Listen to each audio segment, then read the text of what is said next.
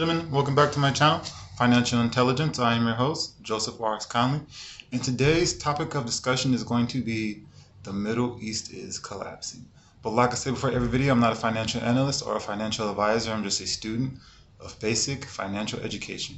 So ladies and gentlemen, like I always do, my research, I go through current events, and I just wanted to share with you just what I see going on right now with the Middle East. It's very unique and like a lot of chaotic and a lot of movement going around. So I just want to share it with you all. Okay, so as you guys know, one of my last video, I shared that Turkey, their economy is collapsing, and and they're going through hyperinflation.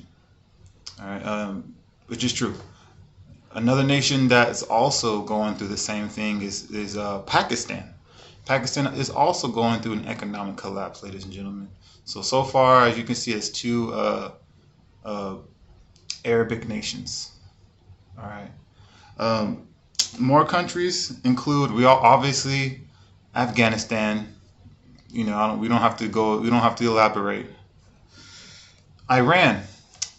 Iran, ladies and gentlemen, right now is going through.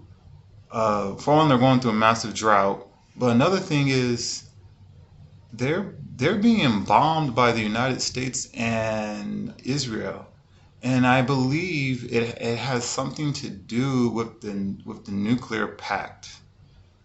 If you guys remember, in 2008, 2009, Libya was also under extreme stress from the United States to give up their nuclear arsenal, and I truly believe that's what's going on in Iran as well. Is they're trying to force Iran to give up their nuclear arsenal. But just like happened in Libya, when the UN went in there and all these sanctions got put on them, what happened to their country? It went from the wealthiest country in Africa to the poorest country in Africa.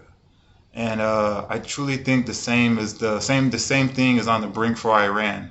If they do give up their arsenal, I think it's going to collapse them because it's going to collapse their country.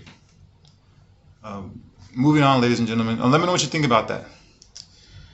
Obviously, we have there's constant right now the war in Yemen, civil war, and also in Syria, as well as them getting bombed. So that's two more Arabic nations that are going through a turmoil right now. Sudan, ladies and gentlemen, Sudan is doing the same. They're going through same thing, social, political, and economic unrest, as well as Ethiopia. A lot of human rights violations. They have a civil war going on, as well as the United States is putting sanctions on them as well. So, ladies and gentlemen, here's the big one that really hasn't been in the news. Saudi Arabia has been getting bombed by, I guess you could say, rebel fighters out of Yemen on their border. They've been getting bombed quite profusely lately, especially outside near the cities of Jeddah. And these people have been hitting more like oil refineries.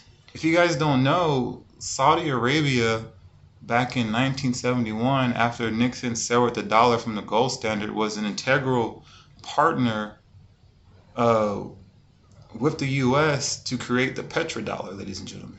So we get our oil from Saudi Arabia. Even though the U.S. has tons of reserves, we still get our oil from them. But a lot of other nations get their oil from Saudi Arabia as well. And I just wanted to share this information with you all, ladies and gentlemen. As you can see, there's a number of different Arabic nations, Middle Eastern nations that are just going through some type of economic, political, social unrest or war.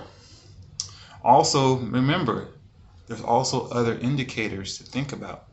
Remember, mass protest all over the world, high inflation, probably hyperinflation, obviously some of these nations, mass military movement.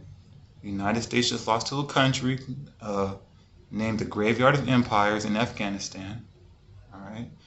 You also have a high stock market By the way, we're in the middle of a melt up, high stock market, all time high.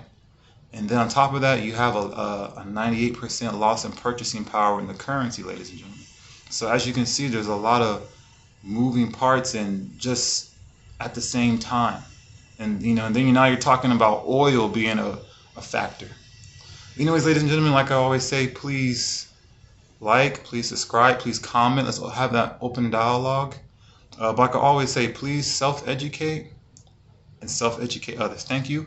Have a very good day.